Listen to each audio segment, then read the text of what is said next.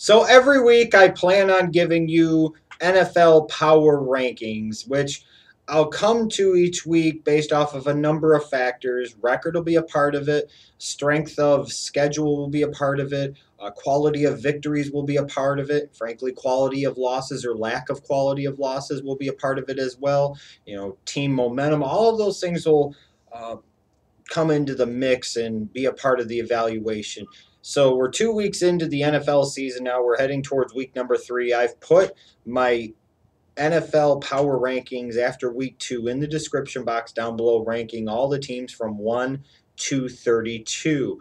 You are welcome to chime in with your thoughts. Granted, again, we're only 2 weeks into this season, so I usually don't like to do this too much until maybe 4 or 5 weeks in, but I figured it was worth a shot now for some of you that might be wondering who I think some of the best or worst or least impressive or most impressive teams have been to me through the first couple of weeks. Well, here you go. I'll start off with my bottom 5. Oakland, I think, is the worst football team in the National Football League, and I think beyond questions, the leaders out of the clubhouse to get the number 1 overall pick in the 2015 NFL Draft. They're old, they're bad, period. The New York Giants at number 31. This is another old and frankly bad football team, and I expect them to be in the mix for a top 5 pick in next year's draft all season long. Their offensive line is bad. They can't really run the football. They don't have a lot outside for Eli Manning. Eli Manning's skills have deteriorated some, quite a bit actually, and their defense is not the defense that you've come accustomed to over the years from the New York Giants. The Jacksonville Jaguars come in at number 30. They had an impressive first half against the Eagles in week 1, but the last 6 quarters of football they've played have not been very good. They've given up 75 points and only managed to score 10. Toby Gerhart through 2 games has 50 yards total on the ground. Chad Henne has no business starting in the National Football League. They're just lacking talent all over the place pretty much. Tampa Bay at number 29. I put them there because their offense hasn't been that particularly impressive the first 2 weeks, and their defense, while it's been solid, hasn't exactly been spectacular. And when you look at who their defense has played, they've played against a St. Louis team with a backup, actually third-string quarterback, and week 1, Carolina, a backup quarterback. So I expect that Tampa Bay defense to get a little better as the season goes along, but it needs to be a lot better than what it is. I expect Tampa to move up a little bit out of this spot as the season progresses. Same thing maybe a little bit with the Kansas City Chiefs. I've got them at number 28. 0-2 is 0-2. They looked terrible in week number 1. Against the Titans. They've had a lot of injuries now. Now, after week 2, you can add Jamal Charles to the mix to go with guys like DeVito and Derek Johnson and Jeff Allen. It hasn't been a good season so far for the Kansas City Chiefs. Not that incredibly surprising to me, even though I give them a lot of credit for hanging in and fighting the way they did against the Denver Broncos in week number 2. Now we'll go to the top 5. At number 5, I've got the Arizona Cardinals. They're 2-0. They beat the Chargers at home, which is even more impressive when you see what the Chargers were able to do in week 2 against the Seattle Seahawks in San Diego. The only reason the Chargers aren't in the top 5 was because, well, the Cardinals flat out, frankly, beat them in week 1. So I have a problem putting a team at this point in time ahead of another team when that team beat them so early in the season. Number 4, I've got the Denver Broncos. The reason I don't have them higher is because they haven't impressed me that much. They looked really good in the first half against the Indianapolis Colts on that Sunday night opener. And then after that, they just have failed to impress me. That offense doesn't look the same, and that defense, I think, is incredibly overrated.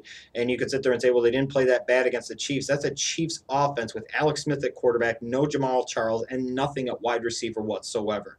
Keep that in mind. They barely beat the Colts at the end of the game.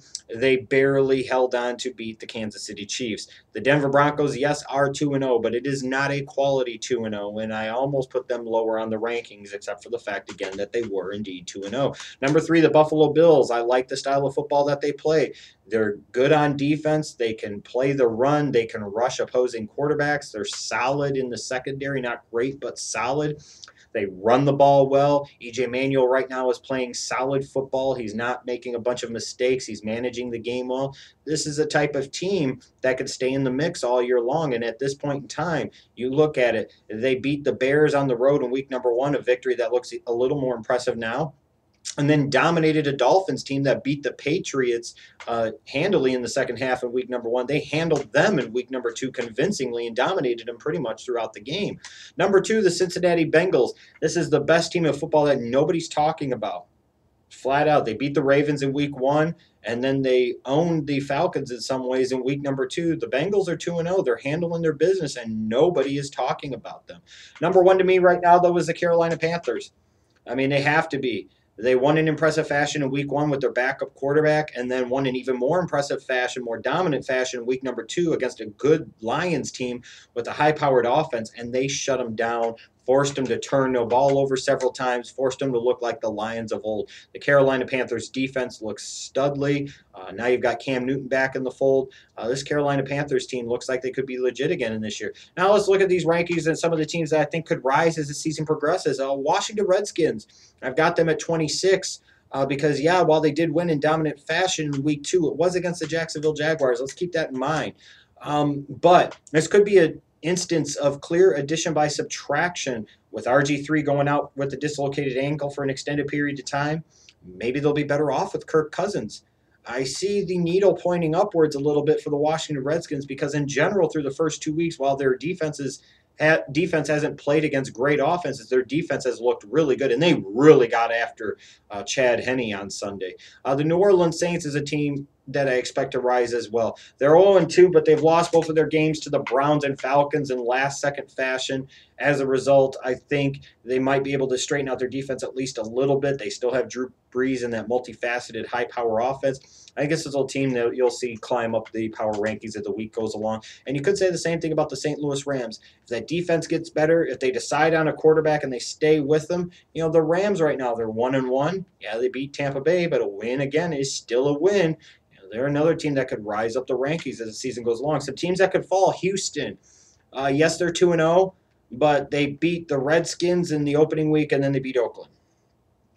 They are winning via defense and running the football, which is a good formula to win. But, man, Ryan Fitzpatrick, to me, gives them pretty much nothing in the passing game whatsoever. I think at some point in time that will catch up with them, and they'll start losing some football games because of it. The Chicago Bears could fall. Yes, I put them at number 11. You have to, because that loss against the Bills looks a lot better now. And the fact that they were able to go on the road in the way that they did when everybody had them dead to rights, as they should have, and even the Bears seemed to have themselves dead to rights, they were able to go and handle business and find a way to win and take advantage of the 49ers screwing the pooch on Sunday night. But you look at this Bears team, they still have a lack of depth on the offensive side of the ball. I'm still not sold on this defense. Now you've got Peanut Tillman out for the year. You can sit there and say, well, Jared Allen and Lance Briggs played better in week number 2, but these are older players that only did a couple of things in that game. They weren't dominant, and how much can you consistently count on these guys in their 30s throughout an entire season? I think the Bears are going to be one of those up and down teams, 1 week one way, 1 week the next, all season long. And I look at the Jets too, and I see a defense that is really good against the run, but boo-boo against the pass. All those first-round picks spent on the secondary, and their secondary sucks. D. Milner is fucking terrible, and Calvin Pryor's got a long ways to go. In terms of offensively, they're a little bit better, but they still don't have much on the outside. Eric Decker and Jeremy Curley is not going to get you to the playoffs, and is not much help for Geno Smith, period. And I see, the distractions coming. I see the train wreck coming, and what we saw happen in the game Sunday against the Packers could be an indication of more train wreck to come. My biggest surprises, I got to go on the positive, Carolina and Buffalo. I thought Buffalo would be second in the AFC East this year, but you're talking about the team that's leading the division right now, and flat out of the 4 teams has looked the most impressive to me. I like the style of football that they're playing. I like the way they're being coached. They're playing hard, they're playing well, and they're playing winning NFL football. The Carolina Panthers, with all the losses they had on offense and their supposed weakness on the offensive line, man, it's hard to tell after 2 weeks. Maybe it'll catch up with them. Maybe, potentially not having Greg Hardy long-term could be a problem. Only time will tell. But they've been a positive surprise. Some of the negative surprises, bad surprises, the 49ers. What the fuck happened to them on Sunday night? My God, they fell apart. They came apart at the seams. And that's why, on the one hand, why I want to feel happy about the Bears actually being able to go on the road and beating the 49ers. My pick to win Super Bowl 49. The 49ers, Kaepernick was a freaking mess. All this talk, I think it was in week 1 by the commentators about how smart of a quarterback he is. What the fuck are you talking about? What the hell are you seeing? because this is a quarterback that still, he's in his fourth year in the league, and he's nothing more than a one read and run or throw quarterback. He can't go through progressions. He doesn't grasp the concept of looking off safeties. It just bad. 4 turnovers from a guy that had 12 all of last season. The 49ers, 16 penalties, 6 of them resulting in Bears first downs. A coach that seems to lack composure at times, and it reflected in his team, who seemed to clearly lack composure.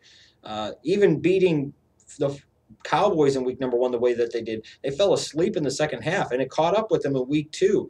And then the New Orleans Saints, 0-2 is 0-2. They've lost to both the Falcons and the Browns late. Who would have seen them losing to the Browns in Cleveland on a last-second field goal? Wow.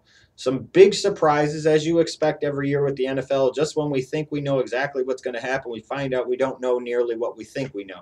But it's a long season ahead, and I expect these power rankings to be very fluid all throughout the seasons. Let me know who you've seen that you've been impressed by, who's disappointed you, and who you think are the best and worst teams in the National Football League as it stands right now.